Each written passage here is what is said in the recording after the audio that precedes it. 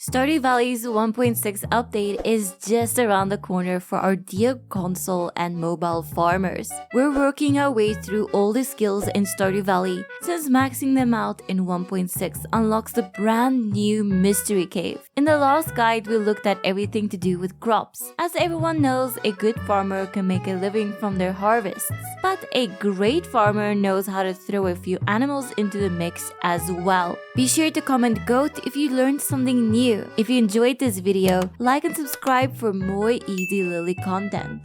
So here it is, my ultimate guide to animals in Stardew Valley 1.6. We'll start off with some general tips, take a look at every animal you can house in a barn or coop, and cover the best animals for stacking up your money and XP. We'll end things off with the pets and wildlife of the valley, since there are some new faces here as well. First off, you'll have to build either a coop or barn to start your animal empire. Your babies will only mature if fed and pet daily, after which it will start to produce items. And for some reason, picking up truffles count as foraging XP though. Picking up an animal product will only grant you 5 farming experience. So while animals are great, your farming level will rise much faster from growing and harvesting crops. Still, animals can make you some serious coin, and that I mentioned they look super cute. If you're looking to take a balanced approach, I'd recommend starting out with a coop full of chickens as soon as you can, and save up for a barn before getting another animal building. Getting milk from your first cow starts the road to earning some serious coin from these lovable animal friends. And did I mention they look super cute? I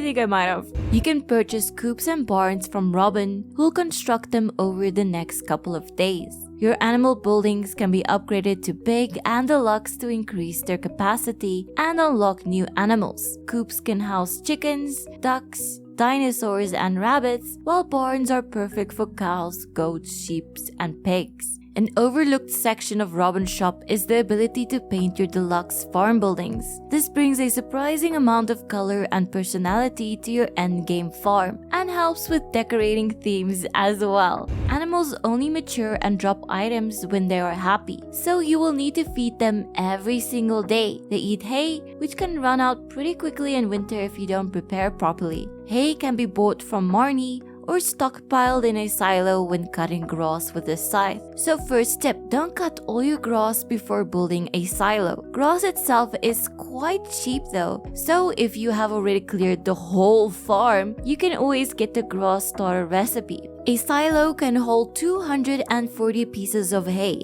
but you can store even more with this simple trick. Harvest as much grass as you can until your silo is full. Then go to your coop or barn and empty the hay out of the dispenser. Place that hay in a chest and your silo will have emptied itself by the same amount. This is a neat way to basically gather infinite hay by using just a single silo and a dedicated chest. Your animals can eat the grass outside of their enclosure instead of hay. But did you know you can keep your animals fed with a single piece of grass? It's possible to place certain items on your grass which animals can eat without it disappearing. This works with fences and lightning rods, so the hay you stockpile can last even longer. Your animals should be pet daily for friendship points, and they also enjoy being sheared or milked. In the 1.6 update, your farm animals will also gain a small bit of happiness when you close their coop or barn door behind them at night. Animals like hay and grass, but love the all-new blue grass. Eating this will make them gain double as much friendship as the regular grass. But the greatest addition in Stardew Valley 1.6 has to be the super handy animal tab. It conveniently shows you which animals have been pet that day as well as their friendship rating. Animals lose happiness from being stuck outside in the rain, not being pet, or from getting cold in winter. Get an animal to 5 hearts and they'll start producing better quality products. Speaking of being outside, when animals eat grass outside, they become really happy. Just make sure you don't trap them outside overnight. it's a good idea to build a little fence around your barn or coop to keep your animals close. Wooden stone fences are cute at first, but will start decaying eventually. You could waste tons of resources maintaining them, or you can make it the ultimate nature fence by planting tea saplings in a line against each other. As a lovely bonus, you'll also be able to collect some tea leaves at the end of each season. Best of all, tea tree saplings don't even need to be watered. By the time you reach level 5 farming, there's a good chance you've been selling many more crops than animal products at this point. With the new Meadowlands farm, the rancher profession is more in fashion than ever before. With a 20% boost to your mayonnaise sales, you could almost be convinced not to drink them all yourself. Once you pick this profession, I'd recommend already deciding if you prefer coop or barn animals. Have a few of the other type of essential products, but focus on one building more. By the time level 10 rolls out, your profession will have a big impact on your earnings. For example, if you have a void chicken or two, you'll begin incubating much more of their eggs after level 10 and start to drown in void mayonnaise. Couple this with an order grabber and you'll have easy money every day of the year. Better yet, both the barn and coop profession will increase the quality of those animal products. Of course, if you're making a coop farm, you'll probably stick with the tiller to get that extra 40% on artisanal mayonnaise at level 10. On that note, let's quickly cover the coop animals. All 5 of the different chickens will grow to adult size in 3 days and will lay an egg every morning if fed the previous day. As a general rule, I would say save your eggs for mayonnaise or cooking, since even iridium quality eggs are worth less than their mayo. There are currently 5 types of chickens. You can buy the white and brown variety from Marnie, and you can get an elusive blue chicken after seeing Shane's 8-heart cutscene. After this, every chicken you buy from Marnie will have a 25% chance to be blue. Except for their funky color, blue chickens are exactly the same as normal chickens. If you upgrade your coop at least once, and if there's an open space, you'll have a chance to get a void egg when the witch flies over. Krobus also sells them though. Pop one into an incubator to get a snazzy void chicken. Their eggs can be turned into void mayonnaise, which has a base selling price of 275 gold. This is one of those products that can scale well with the right profession. Gold chickens are rare indeed. Gold eggs are only obtained from the witch flyover after reaching 100 perfection on your farm. Gold eggs are the only ones you should not turn into mayonnaise. Ducks are just the best. They drop an item every other day and no coop master is complete without a waddling to keep them company. Ducks mature after 5 days and produce duck eggs, which you can turn into duck mayo. Ducks also have a higher chance to drop duck feathers if they're happy. These can sell up to 600 gold, but best of all, ducks can swim on nearby water and feed themselves overnight. They are perfect for the Meadowlands farm, and I'd really recommend upgrading your coop, selling your starter chicken when they reach full friendship, and buying a few ducks. Rabbits are quite cute, and the perfect coop animal if you're a bit of a people pleaser. These furry friends mature after 6 days and drop wool every 4 days. Happier rabbits can famously drop their feet. Despite this, they keep hopping along, leaving me to wonder what these really are. Rabbit's feet are any aspiring romancer's best friend, since everyone absolutely loves these except for Penny. Maybe she's the only one that can tell what they really are. Even if you don't get any feet, that's still a max of 7 wool per season, which you can chuck in a loom to sell for over 650 gold if you have the artisan profession. That's a minimum of 4,550 gold per season per rabbit, meaning you'll turn a profit after only 2 seasons. The 4th and final resident of the coop is the super rare dinosaur. If you're lucky enough to find one of these eggs, save it until you have an incubator. It'll take about 12 days to hatch, fully developed of course, and ready to lay an egg once a week. With the artisan profession, Dino Mayo sells for a stunning 1,100 gold, making these scaly survivors a welcome addition to any coop. Since these eggs are technically artifacts, you can triple their selling price by reading the treasure appraisal guide. I'll be sure to make a full guide on all the books of Stardew Valley 1.6 in the future, so stay tuned for that. For now, it's sufficient to say that an iridium dino egg can sell up to 2,100 gold with this amazing boost.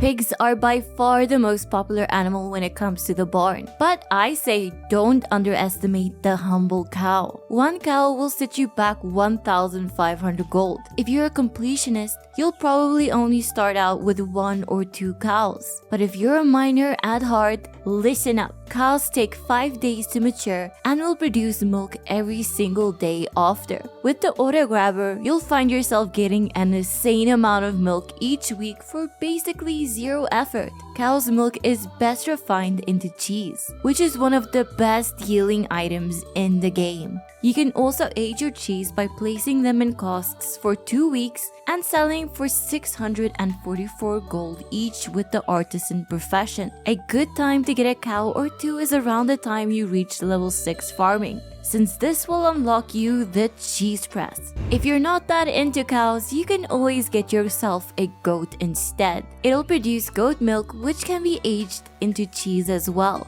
Goat cheese, that is. Goat cheese is about twice as valuable as regular cheese and can sell for a max of almost 1,200 gold each. The catch is that goats only produce milk every second day, and their cheese yields the same amount as regular cheese. I don't really rely on cheese as a moneymaker since I prefer to use it as an yielding item. The money is pretty much the same as a cow, with goats costing 4,000 gold each. A viable replacement if you're getting tired of your cows. Next up is the humble sheep. Keep one happy and you'll be collecting 1 piece of wool every 3 days.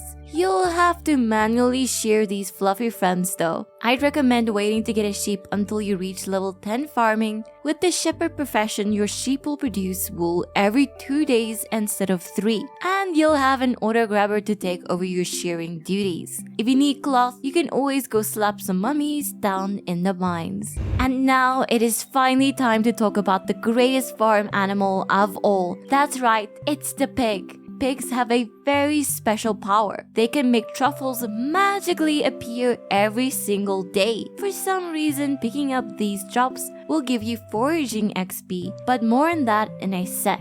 They'll need 10 days of care to mature, but boy oh boy will they absolutely pay you back. Truffles can sell up to 1,250 gold. And you'll probably recover the pig's 18,000 gold price tag within a full season. If you got enough crops keeping your cash flowing, a pig is a wonderful investment into a new season in year 2 if you can afford to wait a bit. There's even a way to make your truffles worth a bit more. When you reach level 5 foraging, the gatherer profession will give you a 20% chance to harvest an extra forageable instead of just 1. Having a 20% chance to get 2 truffles is amazing, and the best reason to aim for 5 pigs in the long term. But wait, there's more! At level 10 foraging, the botanist profession will cause all of your forageables to always be iridium quality, with 5 pigs producing an average of 6 truffles a day, except when it rains. You're looking at close to 30 truffles a season. That's around 25,000 gold in your first season, and over 37,000 every other season besides winter. You can boost your truffles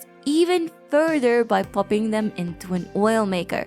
However, this is only worth it before the botanist profession, since you'll be waiting 6 in-game hours for a mere 250 gold boost. The last barn dweller on our list is none other than the biggest bird in the world. Ostriches are kinda tough to get, but a true mark of a committed farmer. Ostrich eggs can be found in rare volcano dungeon chests or by solving journal scrap number 10 on Ginger Island. The eggs will incubate within 5 days if you're a coop master, and the ostrich chicks takes a full week to mature. They lay 1 egg a week when fed daily. Ostriches are really the perfect addition to the farm if you set up some chickens and mayo machines in your early years. An ostrich egg in real life is as big as 24 chicken eggs. So, in Stardew Valley, 1 ostrich egg can be turned into a whole 10 jars of mayonnaise. I'd recommend selling ostrich eggs of lower quality since mayo is one of the rare products that is as rare as its base ingredient. Even with gold quality, you can earn almost 4,000 gold from a single egg. If they produce 4 iridium eggs over the course of a season, your pocket will thank you to the tune of over 21,000 gold.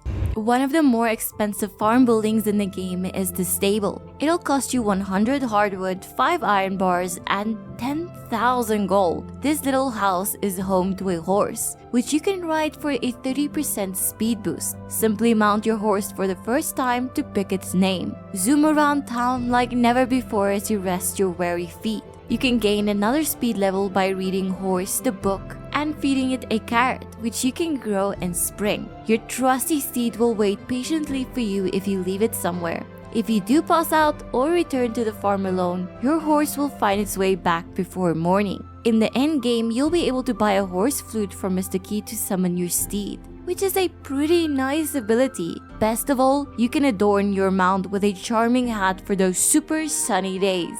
That covers all the farm animals. But we still gotta talk about the lady behind our farming empire, Marnie herself. As soon as you earn your first 1,000 gold, this purple shorts enjoyer will show up on a sunny spring Wednesday or Friday with a pet for you to adopt. Her ranch is your one-stop shop for animals and hay.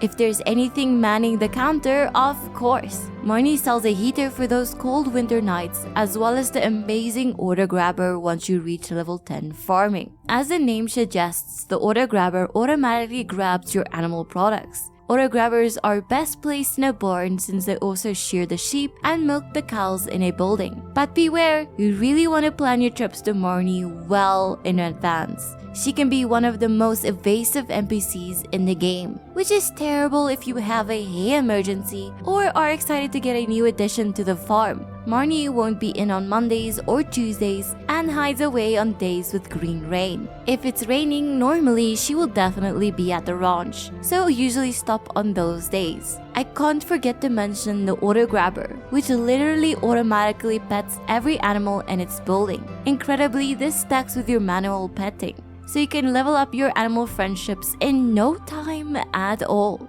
Order petters have a 3.6% chance to drop from skull cavern chests, and an even lower chance to drop from the new golden mystery boxes. If you're only in it for the money, you can buy an order petter for 50k after helping Jojo paint the town blue. Besides the horse, you can have a dog, cat, and now even a turtle as a pet. After petting your pet for almost 100 days total and keeping their water bowl full, they will form a strong bond with you and gift a random item. If your pets are always getting in the way, you can also now remove them by grabbing some butterfly powder from Crowis. Besides all of these animals, Stardew Valley is also home to a variety of wildlife. With an entire forest and mountain on its doorstep, the valley feels alive in nature with all these critters zooming around. And that's every single animal in Stardew Valley. If you learned something new, be sure to comment goat for a heart. And as always, like and subscribe for more weekly Ezlilyy content. Thanks for watching, and I will see you in the next video.